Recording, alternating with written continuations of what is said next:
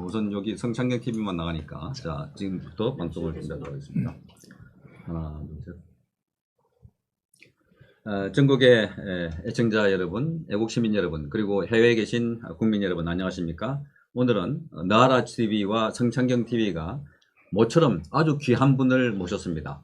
대한민국의 대표적인 목자이시자 애국자이시며 그리고 지금 이 시대와 맞서서 싸우고 있는 정가훈 목사님, 얼마 전까지만 해도 감옥에 가 계셨다가 또 옥중에서 저희들에게 많은 서신을 통해서 국민을 오히려 감옥에서 더 많이 걱정하셨던 분, 그리고 정가훈 목사님이 빈 그 공간이 너무나 컸던지 우리 국민들 너무나 허탈해하고 가슴 아파해했습니다. 특히나 4.15 선거를 거치면서 결과를 보니까 정말 지도자 한 사람 역량이 이렇게 컸구나 하는 생각을 갖게 됩니다. 오늘 특별하게 정가훈 목사님을 뵙게 돼서 대단히 영광이고 오늘 다양한 이야기들을 함께 나눠보도록 하겠습니다. 네. 목사님 안녕하십니까? 네, 안녕하십니까? 네. 네. 요즘 어떻게 지내셨습니까? 뭐 깜빵 갔다 왔죠. 되게 이제 네. 거주지가 되게 제한돼 있죠. 그 판결문에 보니까 네. 그 사람들이 또 오해하고 예. 특별히 좌파 애들이 거짓말로 막 또 이제 선동하는데 주거는 내가 있는 이제 우리 교회, 저는 우리 교회 사택에 살고 있습니다. 네네. 네, 근데 사택으로 한정하고 3일 이상을 외부에서 잠을 잘 경우에는 네. 활동할 경우에는 재판부의 허락을 받아달라. 네네. 그리고 만나는 사람은 뭐 다 만나도 좋고 또 외부 활동 좋은데 재판에 직접 관계된, 그러니까 이제 그 5문장입니다. 네네. 거기에 관계된 그 증거인멸, 네. 이런 모의, 이런 사람들은 만나면 안 된다. 그리고 변호사님들 자유롭게 만나고 된다. 그러니까 사실은 이거는 가택연금이 아니고, 네네. 이거는 뭐 거의 뭐 저를 이제 자유롭게 해준 겁니다. 네. 네, 감사합니다. 아까 우리 변호사님께도 잠깐 여쭤봤는데 그런 석방이 아니라 기본적으로 지금 혐의를 받고 있는 그 부분에 또다시 뭐 관련된 부분을 만난다거나 네. 그런 거 외에는 자유롭게 행동할 수 있는 네. 그런 거로 합니다. 어쨌든 목사님께서 이뤘던 지난 10월 달에 그 10월 혁명, 네. 지금도 생각하면 가슴이 뛰고 또 다른 그런 혁명이 더 큰 혁명이 필요한 때다 이렇게 생각되지는데 네. 하나씩 차근차근 네. 목사님에게 그동안 궁금했던 점들을 여쭤보도록 하겠습니다. 네. 자, 목사님께서 감옥에 조문 갔다 오실 정도로 그렇습니다. 그것도 이 애국운동 때문에 그렇습니다. 보통 사람들이 평생 한 번 하기도 힘든 일을 특히 문재인 정권 들어서서 이렇게 하시는데 목사님이 이 애국운동을 하게 된 계기 네. 어디에 있나요? 저도 이제 어린 나이에 그 목사로 부름받아서 신학교 졸업하고 네. 저는 그 4가지 일 외에는 전혀 모르고 살았어요. 첫째는 우리 교회 목회하는 일. 우리 교회도 꽤 큽니다, 사실은. 네네. 네. 그 다음에, 저에게 주신 그 하나님의 은사가 목회자들에게 성경을 가르치는 일입니다. 이건 제가 2000년 기독사의 기록을 가지고 있습니다. 약 한 네. 8만 7천 명 예. 목사님들에게 성경을 한 30년 동안 가르쳐 왔고, 그 다음에는 이제 그 애국운동을 했는데, 그 애국운동을 그 애국 포럼 한 것만 약 3,700회, 3,700회 가까이를 크고 적은 네네. 이 그 애국운동을 30년 동안 해왔습니다. 해오고 하던 중에 저에게는 이제 오늘 같은 제가 이 진지에 뛰어드는 사건이 우리 아들 때문에 일어났죠. 초등학교 5학년짜리 이제 늦게 낳은 아들이 있는데 이놈이 학교 갔다 오더니 그냥 그 책상에다가 네. 매직 잉크로 볼펜을 쓴 것도 아니고 네. 부시를 죽여라. 그때 부시 대통령 시절 때입니다. 미국 대통령. 예. 예. 그런데 내가 교회 마당에 놀고 있는 우리 아들을 불러서 일로 와봐. 이게 뭐야 그러니까 주먹을 딱 쥐더니 부시 죽여야 된다는 거야. 그래서 부시를 왜 죽여야 되니까 학교 선생님이 죽이라 그랬거든. 그래서 그 우리 교회 이제 그 초등학교 그 교사 또 저 교장 선생님 계셔서 물어봤어요. 우리 아들이 학교 갔다 오더니 부시를 죽인다 한다 그랬더니 목사님 아들 담임이 정교조입니다. 그러네요. 그런데 그때부터 이제 정교조가 뭐 하는 단체인가 하고 교보문고에 가서 정교조가 없는 맑은 세상 뭐 이런 책들을 사서 읽어보니까 네. 현기증이 딱 도는데 이야 도대체 무슨 이런 집단이 다 있냐. 네. 그중에 이제 정교조가 그 당시 제가 처음 정교조에 대해서 관심을 가질 때가 18만 명이었습니다. 네. 그 18만 명이면 초등학교 6학년, 중학교 3학년, 고등학교 3학년을 12년을 거치는 중에 네. 한 번은 정교조 교사를 만나게 돼요. 네. 네. 그 6.25를 다 우리가 익혔다 가르치고 주한미군은 침략군으로 와 있고 한국에 네. 그리고 또 그 이승만은 미국이 보낸 간첩을 보내서 세운 나라니까 네. 애국가 부르면 안 된다. 네. 또 국회에 대한 경애하면 안 된다. 네. 이거 완전히 이거는 뭐 빨갱이 중에 빨갱이고 이런 교육을 서슴없이 학교에서 하는 거예요. 네. 네. 뭐 헌법 부인은 말할 것도 없고 그 결국은 해방 후에 그 남노당 박헌영이가 한 네. 네. 바로 그 주장을 하는 겁니다. 그래서 내가 결심했습니다. 일제시대 때에 국가를 위해서 순교하신 주기철 손양원 이런 목사님도 계셨는데 그때 제가 이제 나이가 50도 되기 전인데 내 나이 40 살았으면 됐지. 내가 여기서 더 살면 무슨 의미가 있겠나. 그래서 그때부터 내가 목숨을 딱 내놓고 애국운동을 시작했습니다. 했더니 국민들이 일어나는 거예요, 이제. 네. 제가 명확하게 이제 가르쳤거든요. 정교조 학교에서 이걸 가르친다, 이걸 가르친다 하니까 국민들이 특별히 교회 안 다니는 일반 국민들이 네. 제 이 연설과 강연을 듣고 막 일어나는 거예요, 국민들이. 네. 그래서 저에게는 힘이 컸고 제가 인사가 늦었습니다만은 제가 깜빵 간 사이에 저를 위해서 기도해 주신 국민 여러분 또 해외 동포 여러분 또 하나는 그 저를 위해서 편지를 하루에 네. 막 500통, 600, 700통 감옥으로 편지를 써주신 하루도 안 빠지고 쓰신 분도 많아요. 네. 그런 분들에게 제가 인사를 못 드렸는데 이 시간을 빌어서 예. 진심으로 감사를 드립니다. 예, 네. 목사님, 네. 이제 뭐 질문지는 네. 어떻게 시작했는지 네. 있었지만 네. 사실 가장 궁금한 것이 네. 지금 이제 이 대한민국 특히 문재인 정권 하에서 네. 많은 국민들이 지금 도저히 못 살겠다. 아. 그리고 이 선거가 부정이다. 네. 그러니까 온갖 정황 증거들이 또 물증 증거들이 네. 통계적으로 나온 증거들이 많이 있는데 네. 이것을 보고 이제 국민들이 가슴 아파했거든요. 네. 그러니까 목사님이 안 계시니까 아. 그러니까 우리 강원에 모이자고 하더라도 네. 광화문에 모이자고 하더라도 음. 광화문에 모일 수가 없는 어. 이런 상황이 되어버리지 않았을까. 그래서 지금 목사님을 만나 뵙고 네. 나니까 많은 국민들이 지금 목사님을 정말 오늘 제가 예고를 해드렸거든요. 네. 성창경 TV에서 네. 네. 성창경 TV에 있는 분들이 아. 목사님 빨리 인터뷰를 해달라. 아이고 감사합니다. 빨리 인터뷰를 해달라. 예, 예. 그러셨고 네. 그래서 이제 목사님을 만나 뵈서 너무나 반갑고 네. 그렇지만 네. 그동안 한 2달 동안 안 계셨지 않습니까? 그렇습니다. 그 사이에 네. 쌍전벽해가 됐다. 말하자면 목사님이 안 계시는 동안에 갑자기 뭐 네. 목사님 들어갈 그 점에 네. 중국 폐렴이 왔고 맞습니다. 또 집회가 금지됐고 네. 예배가 금지됐고 그렇습니다.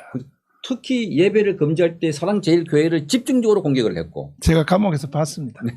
그리고 또 목사님 뭐 뜻과 좀 다르게 또 합당도 했다가 네. 또 탈당도 했다가 네. 그러면서 이제 박근혜 대통령의 메시지를 하는 것이 나와가지고 그렇습니다. 거대 야당 중심으로 모아라 네. 이러놓으니까 우파가 우왕 좌왕 갈팡 질팡하다가 결국은 선거에 참패를 하고 네. 지금은 목자 이런 양들처럼 뿔뿔이 흩어져 있는 네. 이런 상황인데 그나마 이렇게 다시 건강한 모습으로 목사님을 만나 뵈서 너무나 반갑고 네.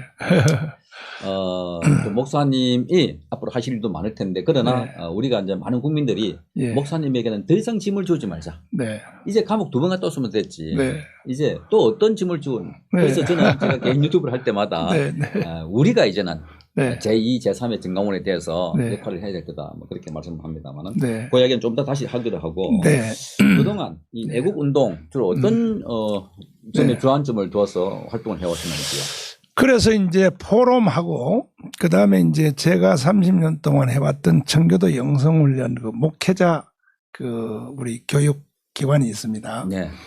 그걸 중심으로 이제 저희들이 애국운동을 전개했죠. 전개를 하고 그다음에 조직하고 그렇게 해서 이제 일어난 것이 결국은 작년에 이제 광화문 운동인데 광화문 운동에 여러 그 단체 세력들이 많이 참여했지만 네. 그 중에 이제 한 80%는 사실은 기독교인들이 네. 예, 참여를 했고, 그리고 제가 막상 감옥에 들어가서 이렇게 보니까 감방 안에서 이 대한민국을 보는 것이 네. 밖에서 보는 거하고는 또 전혀 다르더라고요. 네. 그래서 이 애국자들은 꼭 감옥을 한번 갔다 와야 될 것 같습니다. 감옥 안에서 보니까 네. 이 나라가 무너진 그 처절한 상태가 네. 더 이제 보이고, 네. 심지어 제가 그 종로 경찰서에서 조사를 받고 네. 그 조사관들과 여러 경찰관들 있지 않습니까? 네. 그 과정을 거치고, 그 다음에 검찰에서 조사 과정을 거치고, 그 다음 교도소 안에서 교도소 직원들이 한 700명 됩니다. 예, 예. 서울구치소. 예. 그분들에게 제가 공통적으로 물어본 질문이 있어요. 네. 뭐냐면은 몇 가지 질문을 내가 물어봐요. 네. 이제 그 첫 번째 질문이, 민주당의 원내대표인 이인영 씨가 네. 4.15 총선 이후에 사회주의로 개헌하겠다, 네. 이렇게 공식 발표한 사건을 아느냐, 네. 이걸 제가 공무원들에게 다 물어봤어요. 경찰 공무원, 검찰, 그 교도소 직원들에게. 네. 네. 한 사람도 모른다는 거예요, 그거를. 그러니까 공무원은 국가를 이끌어가는 그룹인데, 네.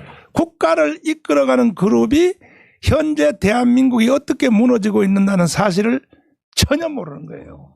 그 어떤 교도관한테 물으니까 이래요. 목사님, 그런 정치적인 문제는 물어보지 마세요. 이런 식이에요. 그럼 나라 망한 거죠, 사실. 네. 그러니까 제가 이번에 2달 동안 감옥에 갔다 와서 그 얻은 소득 중에 제일 큰 소득이 뭐냐. 아하, 이 완전히 나라 망했구나, 이거는. 네네. 그것도 똑똑한 그 공무원들조차도 전혀 국가에 대해서 관심이 없구나. 왜? 아는 사람이 없으니까. 거기다가 이제 덧붙여서 내가 몇 가지 질문 더 하는 거죠. 네. 이제 1945년부터 48년까지 건국 과정 있죠. 네. 제가 그걸 툭툭 던져보니까 간부들까지도 몰라요. 전혀 몰라 그래요. 네. 그러니까 이게 나라가 이게 망할 수밖에 없다고 나는 그렇게 이제 생각을 했고, 또 현장 확인을 했고, 새로운 각오를 제가 다져서 내가 나가기만 하면 잠자는 국민들을 다시 내가 탁 깨워서 다시 나라를 바로 세워야겠다, 이런 생각을 했습니다. 예, 지금 많은 국민들이 이 지금 프로그램을 보고 계시는데 네. 한편으로는 이렇게 생각하실 수가 있을 것입니다. 네. 목사님이 저런 시국 이야기를 하셔도 되나? 목사님이 저런 말씀을 하시면 네. 또다시 해를 입는 거 아닐까? 네. 그렇게 생각하는데 그건 괜찮습니까?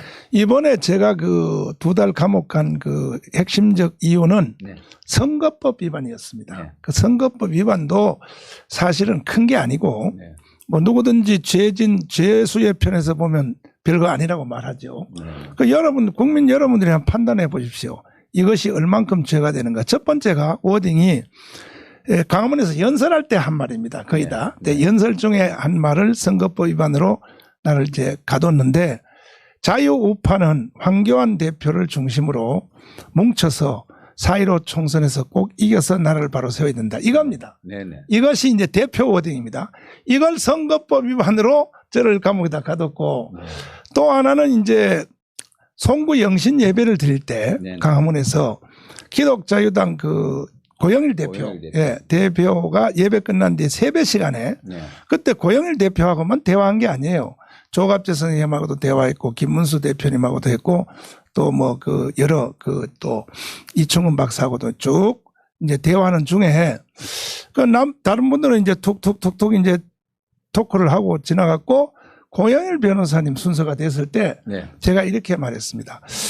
제가 기독자유당을 17년 동안에 그 조영기 목사님과 김용원 목사님의 지시로 섬겼는데 성공하지 못하고 물러준 거에 대해서 내가 미안하게 생각한다. 네. 올해는 잘 될 것 같으냐? 그러니까 고영일 대표가 대답하기를 잘 될 것 같습니다. 올해는 어떻게 될 것 같으냐? 최소한 300만 표는 얻을 것 같습니다. 이렇게 말한 것이 선거법 위반이라는 거예요. 그래가지고 이제 이걸 조사를 받았는데, 마침 나를 조사한 그 경찰관들하고 네. 그다음에 검사님들이 이걸 예배 세배 시간에 네. 우리의 그 한민족 전통으로 내려오는 그 저 세배 시간, 미폰 양도 시간에 그래. 그 사람들하고 덕담한 거, 네. 이거는 선거법이라고 볼 수 없다. 그래서 그거를 빼버렸어요. 빼버렸고, 빼니까 나머지는 남은 게 네. 사실 비본질적인 것만 남았습니다. 그 나머지 남은 비본질을 가지고 이제 재판을 앞으로 진행할 텐데, 저는 대한민국의 그 법관님들이, 재판장들이 정상적인 대한민국의 국가관 내지는 또 특별히 대한민국의 헌법을 동의하는 사람이라면 나는 완전히 무죄를 할 것으로 나는 믿고, 또 저를 변호하는 이 위대하신 강현재 변호사를 비롯한 이 변호사님들이 이건 목사님 재판 하나마나 이거는 무혐의 될 것입니다. 이제 하나, 그래도 또 뭐 벌금형이라도 얼마 나올지 모르지만, 그러나 이미 저는 2달 감옥 살고 나왔잖아요. 그렇죠. 예. 그러니까 이게 무죄가 된다 한들 내가 감옥 산 걸 누가 보상하겠습니까? 그래서 난 이번에 그 과정을 통해서 사전 구속을 해놓고 재판하는 제도는 이건 없애야 되겠다. 없어야 된다. 예, 그런 생각을 하게 됐습니다. 그게 대표적으로 네. 인권 유린 아니겠습니까? 네, 네. 최종 대법원 판결 나기 전까지 무죄 추정의 원칙에 따라서 해야 되는데 지금은 뭐 검찰이 귀에 걸면 귀걸이, 네. 코에 걸면 코걸이. 네. 자, 잘 아시겠지만 2년 전, 3년 전 5월 9일 날 드루킹이라는 뭐 우리가 들어도 보지 못하는 그 기계를 사용해서 네. 댓글을 조장해가지고 대통령이 당선된 사람이 문재인. 네. 그리고 불과 얼마 안 돼서 지방선거에서 자기 잘 아는 선배, 또 친구 송철호를 당선시키기 위해서 현역 그 울산경찰청장을 동원하고 또 국가균형발전위원회 이런 네. 국가기관을 동원해서 부정선거를 맞습니다. 했다고. 그렇게 해서 13명이 기소가 되어 있습니다. 네, 네. 그런데 그중에 그 선거 관련해서 지금 기소된 사람 가운데 이를테면 뭐 한병도 당시에 정무수석을 했던 사람이거든요. 네. 그리고 최강욱이라고 네. 그 조국 아들의 인턴 증명을 그대로 발부해줬다고. 네. 그것도 기소되어 있는데 이 자들이 다 지금 국회의원 당선이 됐습니다. 기가 막히네. 그죠? 그러니까 네. 감옥에 가야 할 사람들은 국회에 당선돼가지고 국회를 가고 그렇습니다. 정말 애국운동한 사람 네. 그것도 다중에 모인 자리에서 네. 그렇게 말한 사람을 지금 감옥에 오게 집어넣는 이게 제대로 된 이것만 보더라도 대한민국은 법이 죽었다. 네. 법이 죽었다.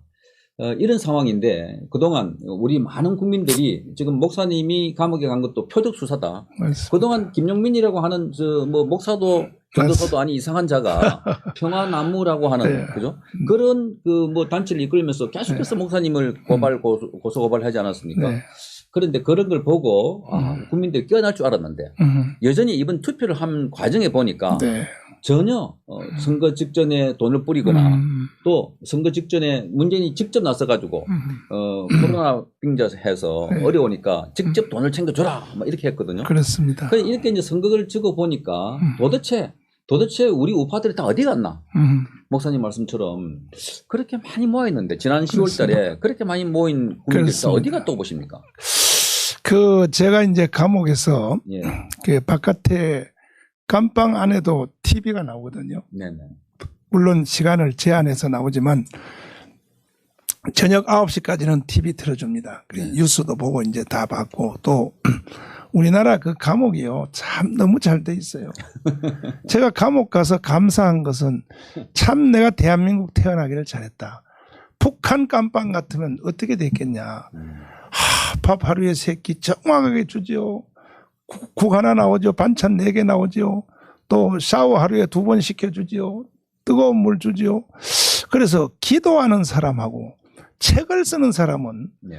자진해서 감방 들어가는 게 제일 좋겠다. 그런 생각을 하겠는데 거기서 이제 보면서 선거하는 과정을 보니까 야, 대한민국 국민들이 아직도 수준이 이건 독일을 따라가려면 아직 멀었다. 또 유럽을 따라가려면 아직 우리나라 국민 수준이 이래서는 안 되겠다 하는 그 이유는 앞으로 저는 이것을 계속 주장하고 국민들을 제가 계몽하려고 하는 것은 독일을 본받잖아요. 독일. 네, 독일도 우리나라처럼 1945년도에 히틀러한테 속았잖아요. 예, 예. 그래서 5년 동안을 히틀러의 선동에 넘어갔거든요. 예. 지금 우리 국민들이 주사파의 선동에 넘어간 거예요. 문재인의 그 선동에 넘어간 겁니다. 지금. 네, 네. 그것도 중국 세균 중국 바이러스를 빙자하여 돈 100만 원 준다 그러니까 국민들이 우파 국민들도 다 팔아먹는 거예요. 투표권을. 그걸 보고 제가 얼마나 가슴이 아팠는지 어제도 보니까 지나가다가 은행에 보니까 은행에 막 다 줄 서 있어요. 그 저 정부에서 주는 돈 100만 원 탄다고. 그래서 우리나라 국민들은 아직도 이게 참 수준이 유럽을 따라가려면 멀었다. 네. 그래서 독일은 이제 5년 동안 히틀러한테 속아서 2차 세계대전에 주범이 되어서 네. 4,300만 죽었잖아요. 많이 죽었죠. 예, 2차 세계대전 때. 그런데 독일이 우리나라보다 난 이유는 왜 그러냐 하면은 뭐 문화 수준도 낮지만 이승만 대통령이 한국을 건국하러 들어올 때는 우리가 약 거의 80%, 네. 75% 가까이가 문맹이었었거든요. 네. 글을 못 썼다고요. 네. 네. 예.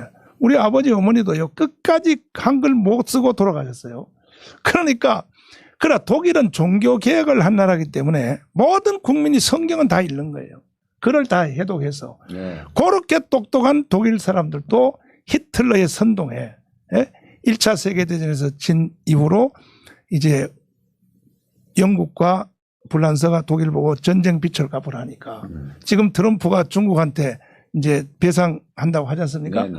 그러니까 이제 그 틈을 타고 히틀러가 선동을 한 거예요. 아마 앞으로 이제 중국이 시진핑이가 어떻게 국민을 선동할지 내가 한번 두고 볼 텐데 트럼프가 당신들 때문에 전 세계가 재앙이 왔으니 네. 그 비용에 대해서 당신 책임져라. 이렇게 나오면 만약에 이 시진핑이가 히틀러의 전법을 쓴다면 중국 인민들이여 일어납시다. 우리가 전 세계를 향하여 총을 들고 일어납시다 하면 네. 이건 제3차 세계대전이 일어나는 거예요. 이제 네. 네. 앞으로 두고 볼 일인데 그래서 이제 결국은 피해 바다로 그 유럽을 만들었는데 그 후에 이제 45년 이제 4월 마지막 주에 히틀러가 애인하고 둘이 자살을 하고 에바 브라운. 예. 그 다음에 아이고 너무 잘하십니다. 역사를 나 혼자만 한 줄 알았더니 너무 잘하십니다. 예. 그 다음 5월 초에 이제 첫 주에 독일이 항복을 하니까 예. 위대한 지도자가 나타난 거죠. 아데나워라고. 아데나워. 아데나워가 나와서 우리나라 지도자들이 좀 아데나워 같은 지도자가 나와야 되는 거예요. 네. 나와서 내가 거기에 대해서 공부를 해보니까 예. 히틀러를 정면 대결하는 거예요. 겁도 없이. 그래서 반나치법을 만들었습니다. 예. 히틀러의 나치를 찬양, 고무, 동조하는 사람은 무조건 처벌입니다. 감방도 보내고 벌금도 내고 예. 이래가지고 독일 국민들을 계몽하고 절대로 히틀러를 따르면 안 된다. 예.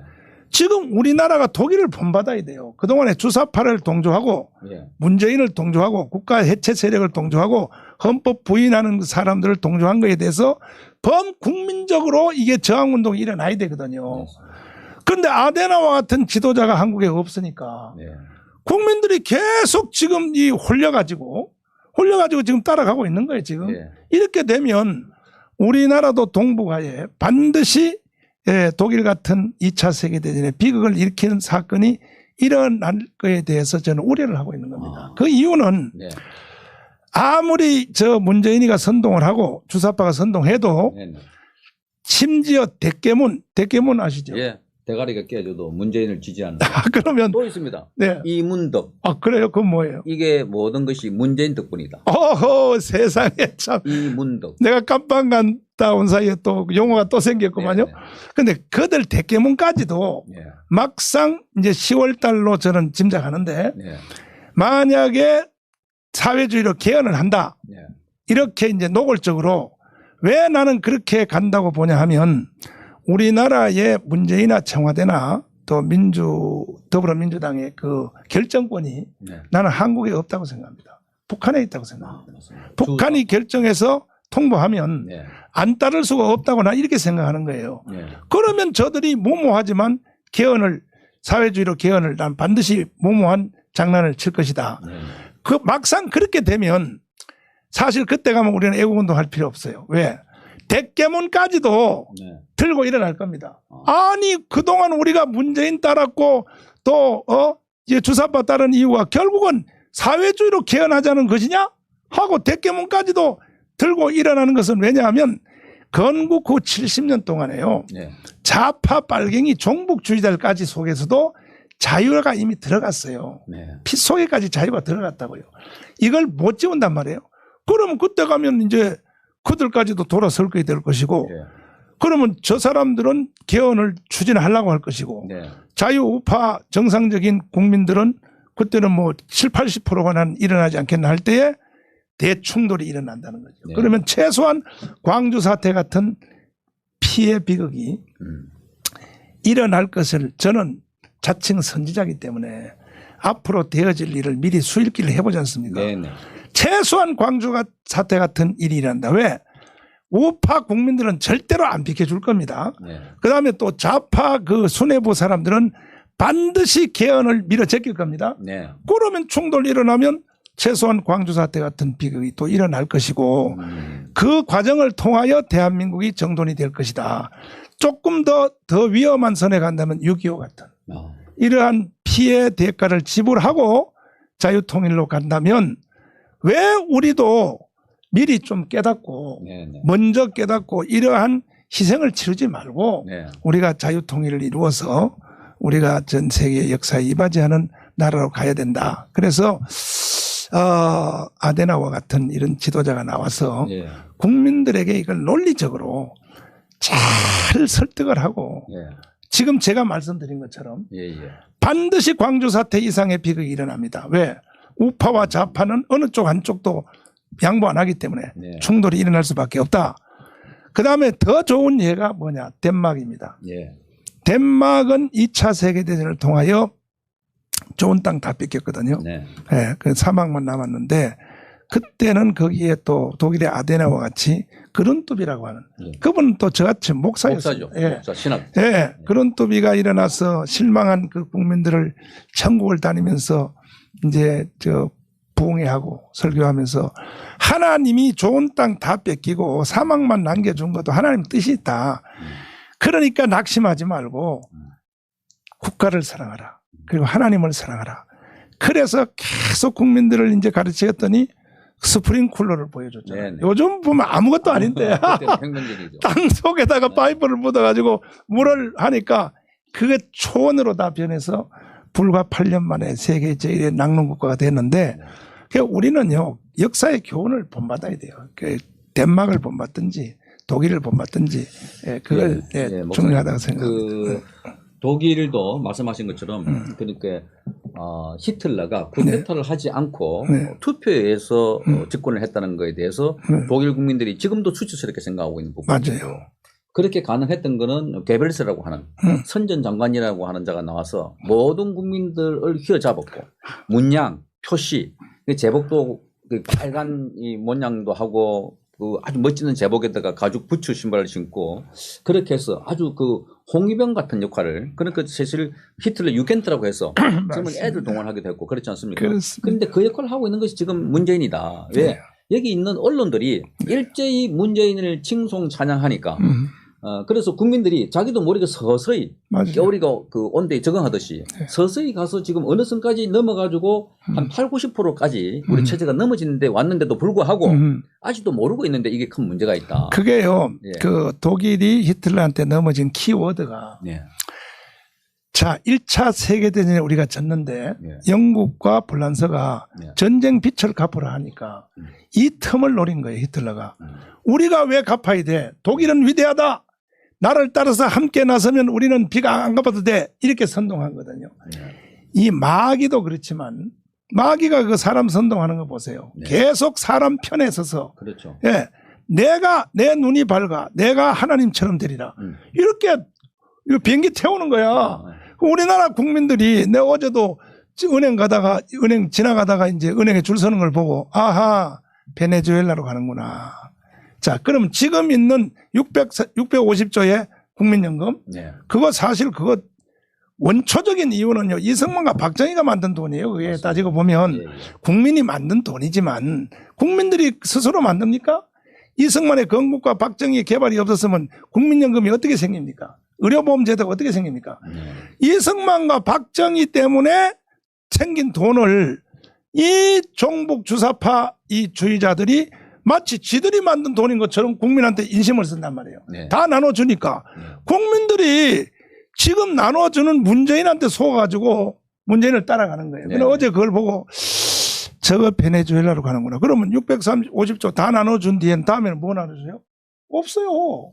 다음에는 그래서 정말 보통 걱정이 아닙니다. 네. 말씀을 들어보면 이게 이제 이 국민들에게 나눠주고 있는 이게 그렇죠. 네. 이게 이제 맨 처음에는 이 마스크를 공급을 배급을 했다거든요. 네. 마스크 배급하고 그다음에 현금 배급을 하고 네. 쿠폰도 배급하고 그렇죠. 이러니까 서서히 국민들이 여기 적응해가는 맞아요. 그 배급 체제에 적응해가는 것이 바로 나중에 사회주의 국가로 가는 거고. 이미 이제 몸 속으로 들어가고 그렇죠. 있어요. 예. 네. 그리고 나중에 더 이상 안 주면 달라고 하고. 네. 그리고 이제 아까 말씀하신 것처럼 베네수엘라도 차베스가 그렇죠. 쿠데타를 해서 정권을 잡은 게 아니라 처음에 쿠데타를 시도했다가 실패해서 감옥에 갔다가 네. 나와가지고 다시 선동해가지고 그렇습니다. 선거를 통해서 집권을 했고 맞아요. 거기 차베스가 좌파주의라고 해서 그 당시에 석유 부존량 따져서 뭐 70년대에는 네. 이 베네수엘라가 전체 GNP의 한 4위, 5위 정도 된 나라였는데 말아먹었지 않습니까? 그 뒤에 마두로라는 또 이런 후계자에게 또 투표를 통해서 준 걸 보면 지금 아까 이제 목사님 말씀하신 것처럼 우리가 광주 사태라든지 네. 또는 여기요. 한국 경쟁과 같은 그렇죠. 이런 충돌이 있을 거다. 저는 오히려 그 충돌 없이 우리 국민들이 그냥 쏘가 넘어갔어. 쏘가 넘어가가지고 저 차베스나 마두로처럼 북한로 가버려. 저 따라가지 않을까. 그런 걱정이 굉장히 많이 들어요. 그죠? 그렇습니다. 그게 네. 지금 이 문재인 정권이 뭐 눈치 보지 않고 염치 없고 그냥 아까 제가 말씀드린 것처럼 기본적으로 감옥에 가야 할 사람으로 꼽히지는 최강욱, 황운하, 그다음에 한병도 거기다가 또 김남국이라고 네. 뭐 여성 그 성비하 발언하는 이렇게 많은 한 사람들이 버젓이 국회 추천이 됐고 당선이 됐단 말입니다. 그런데 우리 쪽에서는 뭐 차명진, 김대호 선거 기간 동안에 뭐 세월호 텐트 안에서 벌써 일이 있었다? 그런 이야기를 했다고 자기 당에서 잘라버리는 그 정도로 언론 지형과 네. 이런 것들이 지금 자기 당에 있는 지도부들도 네. 여론 눈치를 보고 이거 국민 정서인 줄 알고 그렇습니다. 이렇게 해가지고 쏘가 있는 것이기 때문에 지금 여기서 돌리기가 너무나 힘들지 않을까. 네. 그래서 많은 사람들이 법적으로 이 문제를 뭐 지금 부정투표 의혹도 나오고 있습니다만 이런 부정투표라든지 이런 걸 뭐 법으로 가리자고 하는데 도대체 법으로 가려질 사항들일까? 걱정을 많이 하고 있는 게 네. 법을 쥐고 있는 자들이 저들이기 때문에 자기들에게 유리한 목사님을 감옥에 집어넣고 조국을 풀어주고 네. 어저께는 조국 동생을 풀어주고 네. 그 앞날에는 조국 부인을 풀어주고 그렇습니다. 그러니까 조국 부인은 잘 아시겠지만 지난번에 자기 그 동양대학교에서 컴퓨터 그걸 몰래 빼냈거든요. 그렇죠. 그래서 그걸 보고 증거인멸이라고 해서 구속시켜놨는데 네. 지금 판사는 증거인멸 염려가 없고 도주 우려가 없다. 그리고 조국 동생도 마찬가지입니다. 네. 조국 동생도 오늘 17일이 구속 만기일인데 네. 판사가 직권적으로 이 보석을 허가해 줘버린 거예요. 보석을. 네. 그러니까 이제 그 판사를 보니까 과거에 뭐 우리법 연구에 있었고 작년에 정봉주라고 하는 그 좌파 그렇구나. 단체 그 좌파의 그 명예훼손 그것도 뭐 기각했던 영장을 기각했던 그런 판사들이다. 그러니까 자기 편이면 영장을 기각시키고 그렇습니다. 우리 편이 아니면 죄가 없더라도 감옥 집어넣는. 맞습니다. 그러니까 목사님 같은 경우는 나중에 모인 자리에서 뭐 황교안을 지지하라 뭐 이런 네. 이야기는 흔히 있는 이야기인데 네. 그런 거는 집어넣고 구체적으로 울산 선거시장 부정 의혹이 있는 네. 이런 사람을 감옥에 집어넣는 이 사람들을 봐서 도대체 이 나라는 법적으로 해결되겠는가? 어떻게 보십니까? 그러니까 이제 그 우리가 중요한 기로에 이제 놓였는데 막상 그 우리 국민들이 계속 이제 속아서 네. 문재인에 이제 속아서 따라간다 해도 네. 절대로 우리가 북한 같은 사회가 될 수 없는 이유는 네. 미국과 일본이 한국을 놓지 않습니다. 그렇죠. 네. 미국과 일본이 한국을 북한으로 넘겨주겠습니까? 네. 문재인이가 뭐 아무리 저 발악을 떨어도 전 세계를 속여 먹으려고 다니면서 뭐 북한의 핵무기 해결하기 전에 먼저 북한을 경제적으로 지원해서 김정은이가 감동되어서 스스로 핵무기를 없애게 하자. 이게 문재인 정부의 외교 정책이지 않습니까? 네. 그렇게 세계를 돌아다니면서 떠들었는데 메르켈이나 등등 해서 개망신만 당했잖아요. 네. 아, 그것도 뭐 예, 문재인한테 무슨 소리 하는 거냐고 도대체가 뭐 네. 먼저 지원을 하고 나중에 뭐 김정은이가 감동된 뒤에 스스로 핵무기를 없애게 하자? 3년 동안 우리나라 외교는 완전히 실패했거든요. 네. 왜 그러냐 하면은 절대로 구라파와 미국과 일본이라는 사회가 한국을 포기하지 않습니다. 네. 한국을 북한에 넘겨주겠습니까? 네. 그러므로 북한으로 완전히 넘어가지도 않고 네. 또 풀어주지도 않고 네. 또 우리 국내 안에서도 자유우파 국민들이 많기 때문에 나는 충돌이 일어난다는 거죠. 예, 그래서 나는 6.25나 이런 사건이 일어날 것이다. 예, 염려하는 겁니다. 이제 화제를 조금 돌려서 이번 선거 이야기를 좀 해보겠습니다. 네. 이번 선거는 아까 말씀하신 것처럼 질 수 없는 구도에 있는데 여러 가지로 뭐 코로나, 중국 폐렴을 겪었고 또 소득주도 성장이라고 해서 많은 경제적인 피해를 본 계층이 있고 거기다가 문재인 정권의 핵심 참모들 조국이라든지 뭐 최강욱이라든지 이런 사람들이 지금 그 수사를 받는 말하자면 뭐 신라젠이나 라임 사태 같은 우리들 병원 같은 그런 권력형 게이트가 있어서 반드시 문재인의 이 체제는 무너질 것이다. 선거 질 것이다 했는데 네. 거꾸로 선거가 지금 저기는 압승을 했고 180석 가까이 여기는 참패를 당했거든요. 네. 그래서 지금 많은 우파들이 지금 보니까 부정선거 또 여기 구체적으로 정황 증거가 뭐 통계치를 보니까 말하자면 사전선거와 본선거 여기에 63대 36이라고 하는 뚜렷한 비율이 일정하게 나타나고 있고 뭐 이런 거 있는데 선거를 어떻게 보십니까? 제가 이제 감옥에서 네. 선거를 이제 보고 저도 선거 전날 네. 저는 뭐 월등히 이길 것이라는 생각 안 하고 아슬아슬하게 뭐 151이나 155로 그래도 자유우파 국민들이 이길 것이다. 네. 이렇게 생각했는데 그 다음날 선거하고 이제 선거 발표를 보니까 네. 이거는 너무 아닌 거예요. 네. 두 가지 사안. 첫째, 1년 동안 눈이 오나 비가 오나 강원에 왔던 그 많은 사람은 다 어디 갔냐 이거고 또 하나는 제가 섬겨왔던 기독자유당 네. 먼저 4년 전에 선거에서 77만을 돌파했거든요. 네. 근데 이번 선거에 51만을 줄었습니다. 그러면 아시겠습니다만 기독교인들이 4년 전에는 기독자유당을 찍었는데 이번에는 20만이 안 찍었다. 저는 이해할 수가 없는 거예요. 뭐 다른 당에 대해서는 나는 말할 것도 없고 이거 있을 수가 없는 거예요. 그래서 저는 그 한번 우리 기독교를 중심으로 해서 주일날 네. 모의 투표를 한번 해보자. 각 교회별로 기독자유당 찍은 사람을 한번 네. 저 사인을 한번 해보자. 네. 모의 투표 한번 해보면 과연 51만만 나올 것인가 네. 이런 생각이 드는 거예요. 그래도 저는 감옥에 있었기 때문에 뭐 선거는 뭐 요즘은 언제 그 IT가 발전해서 뭐 누구도 속여먹지 못하고 뭐 그래 되지 않느냐 하고 나와서 이렇게 보니까 이것은 완전 부정선거로 이제 의심하죠. 예, 의심이 아니라 뭐 거의 확실한 것 같습니다. 그렇죠. 왜냐하면은 네. 아니 선거를 그 투표 개수가 네. 선거를 한 사람 보다가 투표 용지가 숫자가 더 많이 나왔다면 네. 한 장이라도 더 나왔다면 그거는 끝난 거 아닙니까 사실은. 네. 아니 근데 선거를 투표한 사람보다가 한 표가 적었다 그러면 그것도 이해가 안 되지만 그건 어느 정도 이해가 되는지 몰라도 투표한 사람 숫자보다가 투표 용지가 숫자가 더 많이 나왔다면 그거야말로 예? 그 다음에 또 아무리 또 뭐 정교하게 한다 할지라도 3명의 후보가 똑같이 표가 나왔다. 네. 뭐 여러 가지 100가지 내가 그 후에 계속 신문을 보고 했는데 저는 이거는 완전 부정선거라고 이제 저는 믿게 되었습니다. 네. 현재. 그 선거 결과에 대해서는 이미 국내에서 많은 통계학자들이나 또 해외에 있는 이른바 그 미시간 대학교의 이베인 교수라고 아주 유명한 이 분야의 전문 석학입니다. 이분도 2차례에 걸쳐서 한국 선거는 프로드 일렉션, 프로드. 그러니까 한국 선거는 2020년도에 그 팔리멘터리 일렉션은 프로드. 그리고 두 번째 조사했는데 그 리인포스드.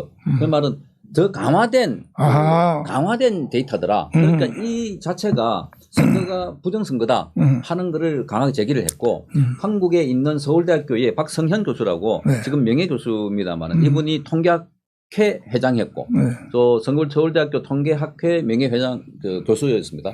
이분이 이런 결과가 나오려고 그러면 하나님이 누군가가 이렇게 손을 만지지 않으면 이런 결과가 안 나온다.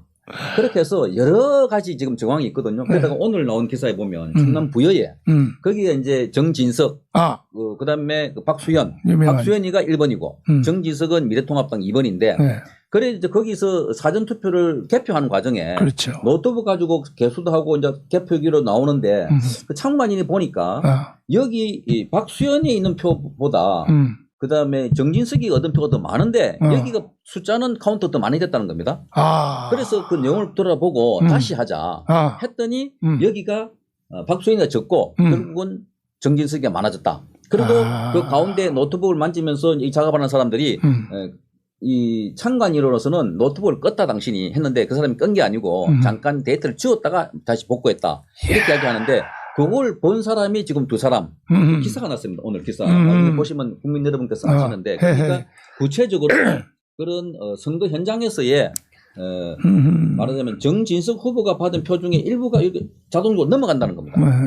상대편에게 세상에. 표가. 아. 그게 이제 뭐 조수아라든지 공병호 박사라든지 이런 분들이 이제 밝혀낸 바에 따르면 매 4표마다 한 표가 저리 간다. 네. 또는 어떤 지역에는 5표마다 한 표가 간다. 이런 식으로 밝혀지는데 이제 이런 것들을 의혹을 제기하니까 의혹을 제기하는 사람 보고는 완전히 뭐 구닥다리.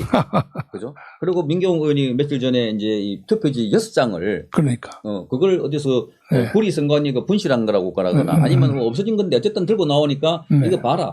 사전 투표 용지가 이렇게 나와 있는 것 자체가 그렇죠. 프린트 해가지고 나오는데 긴 거 아닌가 이랬더니 민경욱을 고발하고 그리고 언론들은 일제히 민경욱이가 가지고 있는 그 투표 용지는 절취한 것일 것이다. 훔친 것일 것이다. 훔친 것이다. 그리고 누군가 훔쳐서 민경욱에 줬다면 민경욱은 그는 작물을 갖고 있는 거고 훔친 사람은 선거법 몇 조에 따라서 뭐 1년 이하의 징역이다. 아하. 이런 식으로 이제 겁박하고 있고 네. 공격하고 있는 이런 상황이에요. 그럼 선관위가 그 표를 네. 도둑질 당한 것까지도 그건 불법이죠. 그렇죠. 자기들 표를 지켜야지. 네. 안 그렇습니까? 맞습니다. 그리고 저는 어제 중앙선관위에서 노조위원장 했던 분 아시죠? 아, 네. 예, 그분이 저를 찾아와서 네. 목사님 이거 내가 선관위에 있을 때 우리가 다 조작한 겁니다. 근데 이번에는 우리가 그때 4년 전에 한 거와는 비교할 수 없고 이번에는 노골적으로 한 겁니다. 아니 당사자가 와서 저한테 자수를 하더라고요. 선관위의 노조위원장이. 그러면 그걸로 끝난 거죠 사실은. 네. 그래서 이제 목사님 네. 이 울분에 차 있는 우리 우파 국민들이 선관위 앞에 가서도 지금 데모도 하고 네. 저 오늘 거기 가려다가 목사님 시간 난다 해서 왔거든요. 그런데 또 그 서울 그 대법원 앞에 가서 또 집회도 하고 그렇게 해서 뭘 모의 보나 그러나 이미 아까 제가 말씀드린 것처럼 네. 목자 이런 양처럼 네. 뿔뿔이 흩어져 가지고 구심점이 없으니까 네. 그래서 제가 이제 방송하기는 주로 네. 자 다시 광화문이다. 네. 모일 것은 광화문밖에 없다. 네. 어디 뭐 여의도 어디 사무실 없고 그게 문제가 아니다. 다시 광화문 저 광야 바다에 가서 다시 모이자. 맞아요. 그러나 지금부터 모일 때는 더 정교하고 더 전략적이고 그렇습니다. 더 스마트하게 네. 그렇게 해서 국민의 마음을 사서 이 문재인을 우리가 실력으로 맞추지 않으면 뭐 말로 토론으로 유튜브로 아무리 떠들어도 변함이 없다. 맞아요. 그래서 다시 목사님 같은 그 리더십이 필요한데 네. 제가 좀 까칠한 질문을 한번 드려도 될까요? 말씀하시죠. 네. 그런데 지난 이제 이 광화문에 많이 모였지 않습니까? 네. 그 많은 모인 사람들이 다 모두가 정광훈 목사님을 보고 지지하는 사람들이 아닐 텐데 네. 하는 말이 있습니다. 어떻게 생각하십니까? 물론 뭐 그런 말씀하신 분도 많은데 네. 저는 거기에 대한 그 반대 현상, 다시 말해서 물론 뭐 저를 보고 뭐만 오겠습니까? 그러나 우리는 작년 1년 동안의 집회 중에서 인류 역사에 없는 사건이 일어난 것이 뭐냐? 자, 구정 때 네. 명절날이거든요. 명절날 내가 집회를 계속한다는 때 다 날 보고 또라이라 그랬습니다. 심지어 나하고 같이 함께했던 김문수 지사님도 목사님 사람들이 좀 모여주니까 목사님 정신이 나갔네요. 누가 명절을 옵니까? 그래서 아니 난 할 거야. 그런데 거듭하게 왔잖아요. 네. 그날 온 사람들이야말로 정광훈 보러 온 사람들이지 그 누가 그거 보러 오겠습니까? 그래서 그렇게 자꾸 이제 저에 대해서 폄훼를 하는데 그게 좌파 애들이 주로 하는 말을 우파 사람들이 그걸 또 받아서 또 새로 또 재방송을 해요. 그래서 그러면 자 지금도 저를 보고 또 아쉬우니까 네. 내가 깜방에서 나오니까 목사님 빨리 앞으로 나오셔야 된다. 이래야 날 산다. 근데 아니 깜방 날 또 가라고? 그러니까는 그 당신들이 앞에 나와서 해. 뭐 정강훈 때문에 그 강화문 현상 일어난 게 아니라며. 그럼 당신들이 실력을 한번 해보라고. 그래서 아이 목사님 아니면 누구도 할 수 없습니다. 그래서 제가 그런 뭐 말 듣고 섭섭한 건 아니고 네. 저는 뭐 누가 하라고 해서 하고 안 하고 해서 안 하고가 아니라 나라가 망했으니까 이건 선택의 여지가 없잖아요. 그 대신에 저는 이번에는 절대로 선거법에 안 걸리도록 선거에 관해서는 내가 말을 안 하고 예. 오직 국가 정체성 네. 네, 여기에 대해서만 제가 아까 그 덴마크죠? 그렇습니다. 그룬투비도 네. 신학자였고 목회자였어요. 네. 구라파의 유수한 지도자들도 맞습니다. 그 목사님도 많고 맞습니다. 우리나라는 아직도 네. 이 목자가 뭐 움직인다 하면 네. 이게 뭐 알레르기 반응을 일으키는 네. 그러나 지금은 종교 뭐 우리가 갖고 있는 그 사상 네. 또는 계급 신분 그렇죠. 직업에 관계없이 네. 지금 모든 국민이 저항을 해야 될 시대가 아닌가. 네, 네, 네. 아니 나라가 이렇게 기울어가고 있고 문재인 정권이 일방적으로 어제 그저께는 문재인을 보고 태종 이방원에 비유를 했습니다. 아, 거기 이제 세상에. 유시민, 이야. 그다음 이광재, 그리고 김경수 이런 자들이 나와서 우리 문 대통령은 과거의 조선시대에 3대 태종 이방원처럼 마구 태종 이방원이 자기 그 장인까지도 죽였고 네. 또 자기 부인의 그 동생들 그죠? 그것까지 다 민무지를 다 죽였으며 또 특히나 누구죠? 정몽주 네. 척살하고 정도전 죽이고 하여튼 자기 정권에 반대되는 세력들은 다 모조리 죽였단 말이죠. 네. 그러니까 그걸 보고 지금 문재인이 하고 있는 게 박근혜, 이명박 구속시켰지, 국정원장 4사람 구속시켰지, 또 양승태 대법원장 구속시켰지, 뭐 하여튼 150명 가까이 되는 사람들 감옥에 집어넣고 특히 또 정광훈 목사님 같이 밖에 나와가지고 애국운동 하시다가 성경운동 했다가 나라가 네. 기울어지니까 애국운동 하는 분을 네. 밖에서 말 몇 마디 했다고 네. 그걸 감옥에 집어넣는 이걸 보고 야 우리 문재인은 태종이야. 태종. 이 왕조 체제를 만들고 있는 것 같아요. 그리고 거기 또 진성준이라고 하는 국회의원 당선자는 우리 대통령이 옷에 너무 경무 때문에 잠을 못 자니까 국민 여러분들이 청와대 게시판에 좀 대통령님 잠 좀 푹 주무시게 해달라고 그런 청원을 해달라는 아하. 그런 부탁을 하고. 그 뒤에 다 작전 세력이 그렇게 시키는 거죠. 네. 그렇죠? 네. 예. 그러니까 뭐 히틀러한테 빠진 사람들하고 비슷하네요. 결과적으로. 네. 네네. 예, 그런데 제가 이게 감옥에서 이제 언급하신 분들을 다 만났어요. 국정원장들 다 네네. 만났고 저는 뭐 그들의 얼굴을 잘 몰랐는데 저한테 인사하러 와요. 목사님 제가 누구입니다. 이렇게 해서 보니까 거기 애국자들 거기 다 모였더라고요. 예, 모였는데 그래서 저도 이제 목사라서 기독교인들까지도 아직도 이걸 이해가 부족해서 목사님은 목회나 하시지 목사님 왜 사회운동하냐고 왜 또 정치하냐고 이런 말씀들 하시는데 제발 그런 이제 무식한 말은 안 했으면 좋겠어요. 왜냐하면은 장로교의 신학자요 목사 중에 목사요 존 칼빈이라고 있지 않습니까? 네. 창시자. 존 칼빈이 제네바 시장을 했잖아요. 직접 실제적인 정치의 앞에 기독교 강요라는 책을 쓴 분이기도 그렇죠. 하고. 그 인류 역사에 남는 얘기죠. 그 다음에 이제 화란의 신학자 아브람 카이퍼. 그분이 총리를 제일 길게 했습니다. 그 목사님인데. 그래서 지금 나라가 망한 상태에서 무슨 뭐 누구는 안 되고 누구는 되고가 아니라 제가 일을 하고 싶어 하겠습니까? 제가. 네. 그게 네. 참 우리 국민들이 이 잘못 알고 있는 부분 중에 하나가 지금 장악된 언론이 지속적으로 정광훈 목사님에 대해서 나쁜 기사를 특히 KBS가 제가 소개했던 KBS가 정광훈 탐구생활 1, 네. 정광훈 탐구생활 2 이게 뉴스 제목입니다. 그러니까 정광훈 목사님을 따라가지고 몰래 카메라 가지고 여기 교회도 찍고 집회도 찍고 또 사태까지 찾아와가지고 그렇죠. 찍었던 이렇게 해서 더딥히기 그러니까 말하자면 마녀 사냥하듯이 그렇게 박근혜 대통령은 정권 차원에서 이제 그렇게 당했고 또 목사님은 애국 운동을 하고 있으니까 그렇게 해서 이제 완전히 무슨 정치 목사 모습 뭐 하는데 나라가 망할 때 정치 목사로도 좋으니까 단 한 사람이라도 나와보라고요. 제가 지금 그것도 주장하고 싶습니다. 아니 정치 스님도 좋고 정치 신부님도 좋으니까 문재인을 막아줘서 우리나라를 다시 그 아름답고 찬란한 자유민주주의 체제로 세울 수 있는 지도자면 나오시라니까. 왜 안 나오면서 숨어가지고 그러면서 정광훈 목사님이 감옥에 들어가고 나니까 그때서 전 목사가 옳았다. 제가 지금 최근에 저희 이제 월도 되시는 선배들 만났는데 그분들이 그렇게 말씀하셨어요. 저보고 목사님 좀 너무 안 되시냐고. 그래서 이런 걸 보고 정말 그 사람들이 염랑태세도 있고 염랑세토도 있고 어쨌든 지도자는 지금 위기 때 발현되는데 지금이 그야말로 위기가 아닌가. 그런데 그렇지만 우리 목사님이 지금 보석 상태죠.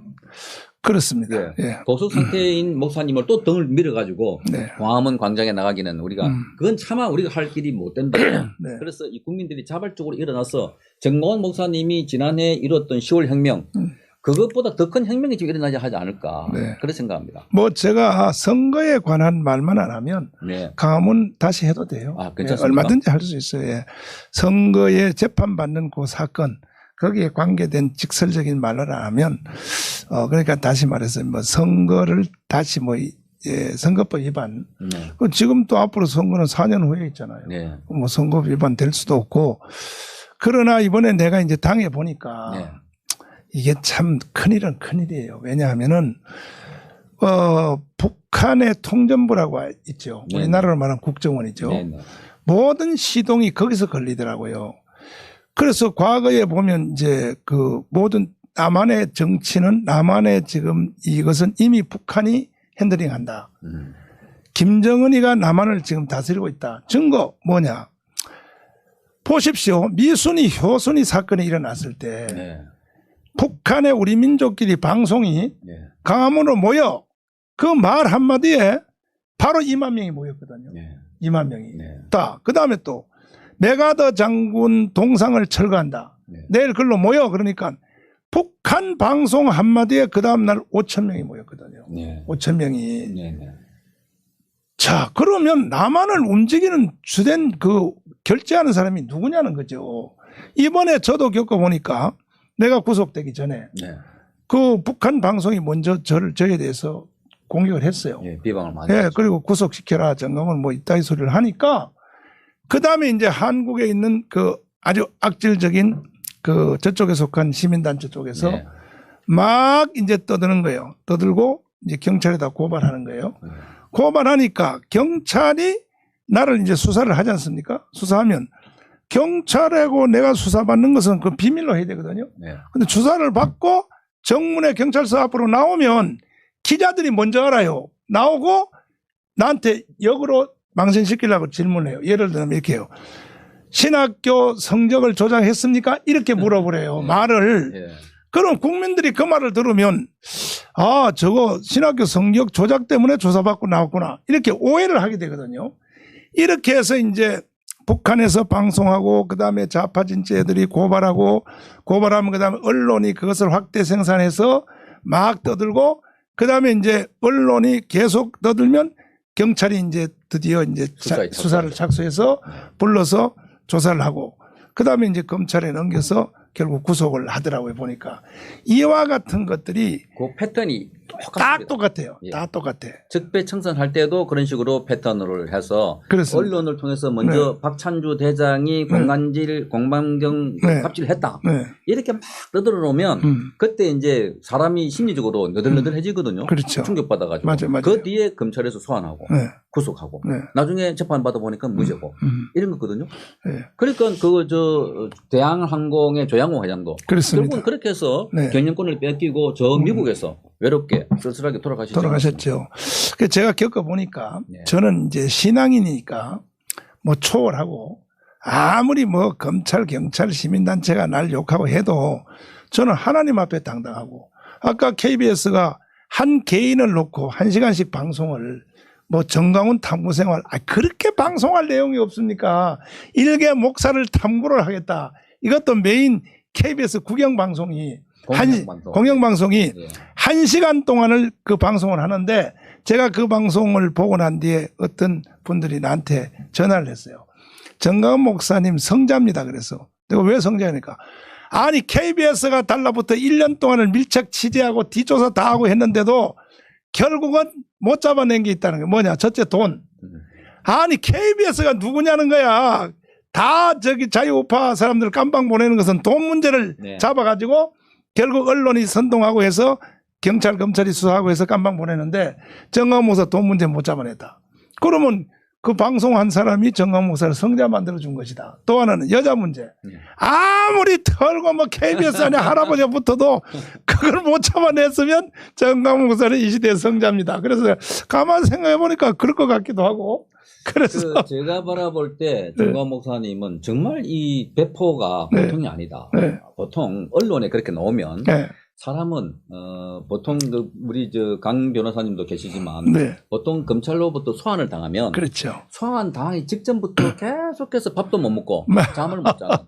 그런데 경찰에서 또 경찰에서 법원에서 오라고 네. 그렇게 하실 때도 계속 네. 집회를 하셨고 네. 그리고 오게 가셔서 네. 계속해서 하루도 걸리지 않고 네. 70편이나 되는 네. 옥중 서신. 그렇죠. 우리 요새 같으면 바울의 서신가처럼 네. 그죠? 디모데야 뭐 네. 이렇게 그죠? 에베소 교회에 네. 뭐 그렇습니다. 이렇게 보냈던 서신 네. 보내셨고 네. 그리고 수갑 차고 가시면서도 웃고 계셨던 모습들 보면 네. 야 이분이 정말 배고프고 감독하고 그래서 하나님을 믿는 분이구나. 네. 그런데 그와 또 반대로 네.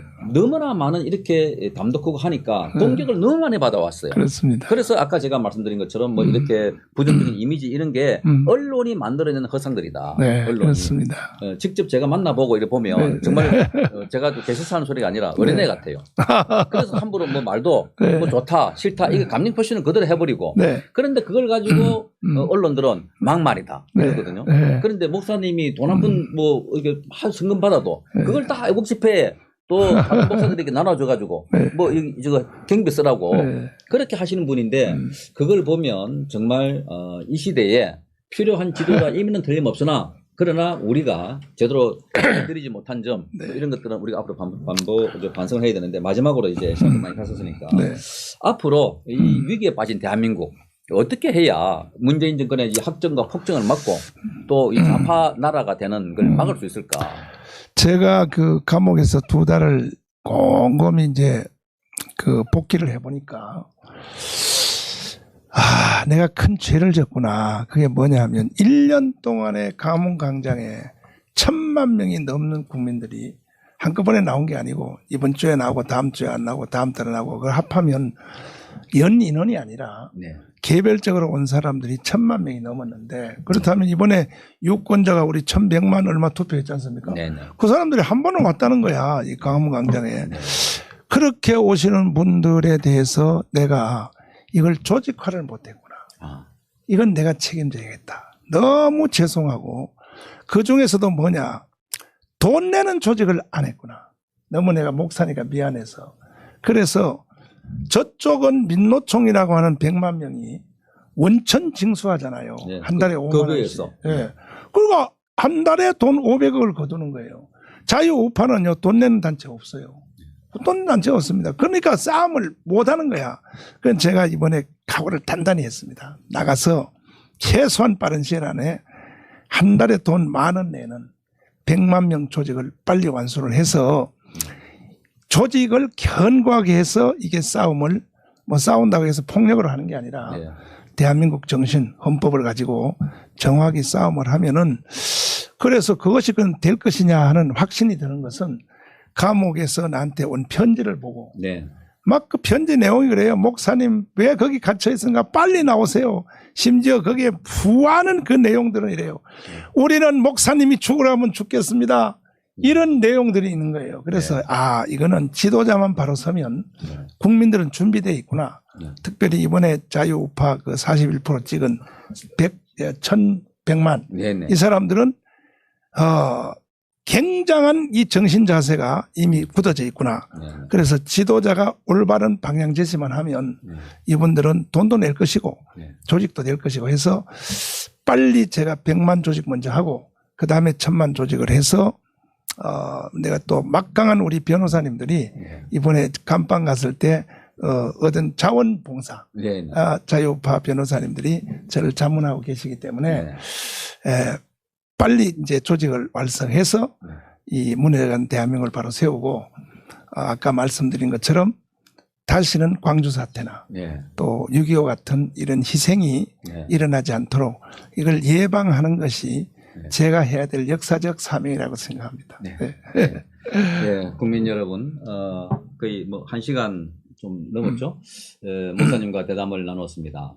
목사님 그동안 애국운동 하다가 바로 구속돼서 감옥에도 계셨고 또 안에서 옥중 처신을 통해서 나라를 걱정하셨고 지금 다시 나라가 완전히 기울어지고 있는 이런 상황, 선거 자체를 부정으로 만들어버리고 또 권력을 일방적으로 거의 왕처럼 왕조시대처럼 그렇게 활용하고 또 이용하고 있는 이 정권에 대해서 맞서는 우파 정당도 제대로 보이지 않고 있고 이런 상황에서 우리는 그야말로 뿔뿔이 흩어진 양처럼 되어버린 상황입니다. 다시 목사님이 나오셨고 목사님이 조금 전에 말씀하신 것처럼 이제 다시 조직을 하셔야 되겠다 하는 말씀을 들으셨습니다. 이제 우리가 살 수 있는 길은 뭉치는 길입니다. 뭉쳐서 싸우는 자에게만 자유가 주어지지 굴종하고 기대고 문재인에게 무릎을 꿇고 있다면 바로 그 체제에 흡수되는 거 아니겠습니까? 목사님이 나오셨으니까 이제 기도도 많이 하시고 또 우리 국가를 위해서 민족을 위해서 나라를 위해서 목사님이 하실 일이 많이 있습니다. 그러나 지금은 보석으로 허가된 상황이기 때문에 제한된 범위이지만 제한된 범위 안에서 우리나라와 민족을 위해서 목사님 일할 때 여러분 함께 해주시고 그래서 마지막으로 이제 우리 문재인 정권과 싸워 이길 수 있도록 기도도 많이 해주시기를 부탁드리겠습니다. 마지막으로 목사님의 인사 말씀 있으면. 네. 존경하는 국민 여러분, 제가 여러분들에게 실수한 것이 많습니다. 그렇게 애국 국민 여러분들이 지난 1년 동안 눈이 오나 비가 오나 가문광장에 모여주셨는데 지도자로 나선 제가 그것을 결속하지 못하고 조직하지 못한 것에 대해서 내가 사과를 드리고 이제 다시 한번 우리 일어나서 네. 반드시 대한민국을 회복하는 함께 동참하고 일어서 주시기를 간곡히 부탁을 드립니다. 감사합니다. 예, 목사님 고맙습니다. 감사합니다. 오늘 시간 내주셔서 네, 고맙습니다. 네, 감사합니다. 여러분 감사합니다. 네.